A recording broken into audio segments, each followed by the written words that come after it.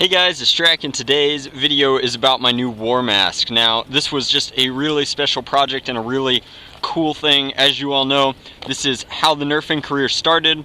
I needed a mask to go to wars in, so I went to Target. Iron Man 2 had just come out, so I bought an Iron Man 2 mask. It's still mostly stock. I came in, I painted it with Krylon Fusion for Plastics Black. I put white acrylic fangs on it, and then I took some red sunglasses lenses and just locked those into place. And this has served me very well. If you look through a bunch of old war photo archives, this is what I'm wearing in a lot of war photos. Then more recently, about this year starting, I've started wearing this to wars as my war mask. It's a combination of sunglasses, a bandana for my head, and then this is a lower face mask that like motorcyclists wear. It's got breathing holes, but it doesn't breathe very well and it gets really hot really fast, but it also has fangs and it works pretty nicely. Then I contacted a guy through Facebook named Jeremiah Cade O'Brien, and he is a custom leather worker. At the end of this video, I'll show some links to some of his stuff, and then I'll give him full credit and plug down in the bottom, but he built this for me. Now, this is a full helmet, not just a mask, which is actually pretty awesome. This back piece here articulates. It's made entirely of leather and has been dyed black and red to give it that real Drac feel. You can see that there are earpieces here which are designed to look like bat wings, and I think that that's really neat. The top kind of has like a Corinthian sort of feel, and then in order to protect my identity, you can see that the front here has eye holes to see out of, rivets here to breathe out of, and then a just full lower face mask similar to this but made much nicer out of leather.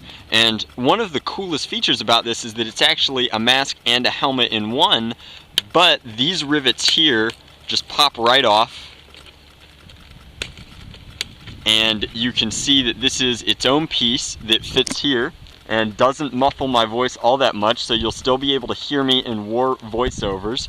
But it also has my fangs on it, which is just way too cool, and the artist was just super accommodating with all of my requests, did some design mock-ups, which I'll show in the secondary part of this, and we ended up blending the two design mock-ups. The inside is a bunch of pieces of dyed leather all riveted together. It gives this really open helm feel for when I'm just warring with my buddies and I don't need to protect my identity. Like at this point, all of the Southeast crew just don't film when I don't have a mask on, which is very polite of them and very respectful.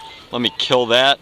And I'm going to jump to a segment real quick where you can see me wearing the helmet, and that'll give you a good feel for what I look like when I'm warring from now on. But just awesome stuff. Has a very vampish feel. I love this detailing all throughout the blaster. Really, not blaster, oh my gosh, it's so embarrassing. All throughout the piece. I'm so used to dealing with blasters as art that leather as art is just very foreign to me, but I love it.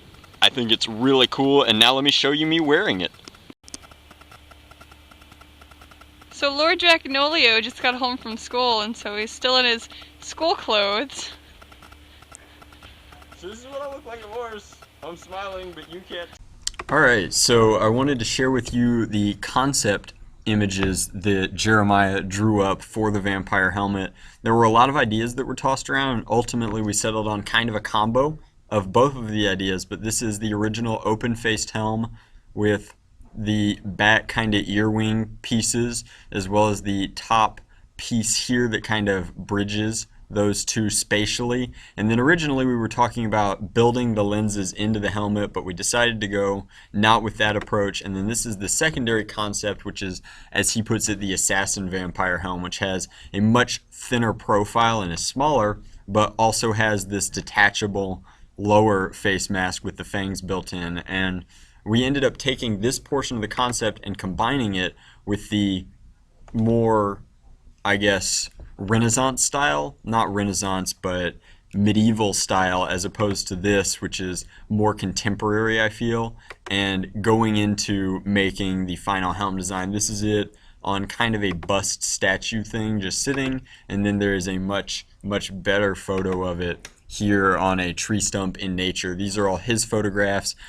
To show you real quick, this is the company that he works for, Imperial Armories. So They make lots of different leather crafted goods. These are some of the costumes that they've put together. That's like a weird Batman medieval concept, which is kind of cool. Then they do full suits. I just needed a helmet. This kind of shows more of their lineup, but I'm definitely going to link to Jeremiah's Facebook page, which is the best way to get into contact with him specifically as a creator and an artist, down in the description box below, because I feel like if you shoot him a friend request and you have a project in mind, he'd be more than happy to work with you on that, because showing just start to finish his concept work through to the final design is just really, really neat. And I was very, very excited to be one of his clients, and I'm really pleased with the work that he put out for me. And as always, guys, thanks for watching. If you want to see this helmet in person, all you've got to do is meet me on the battlefield. Lots of opportunities for that coming up with the Costco War in Georgia, as well as the Recon War in Ohio next week.